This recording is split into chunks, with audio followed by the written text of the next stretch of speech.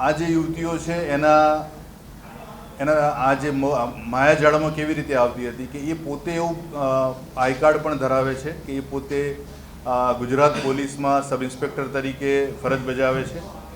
એણે અલગ અલગ પ્રકારના જે વેબસાઇટના ઉપયોગથી અને જે પણ આર્ટિફિશિયલ એઆઈ જે છે એ સાઇટ્સથી એણે એના appointment letter, suspension letter, even એ સસ્પેન્ડ થયેલો છે અને ફરીથી એને રીઇન્સ્ટેટ કર્યો છે ડિપાર્ટમેન્ટમાં, એ પ્રકારના પત્રો બનાવેલા છે.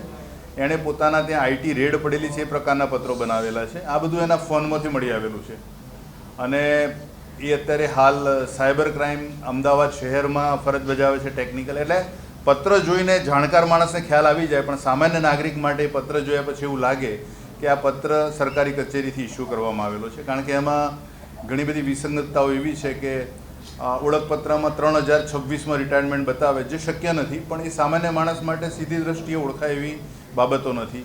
ગુજરાતની વડી કચેરી, શહેરની વડી કચેરીના ખોટા પ્રમાણપત્રો બનાવેલા છે.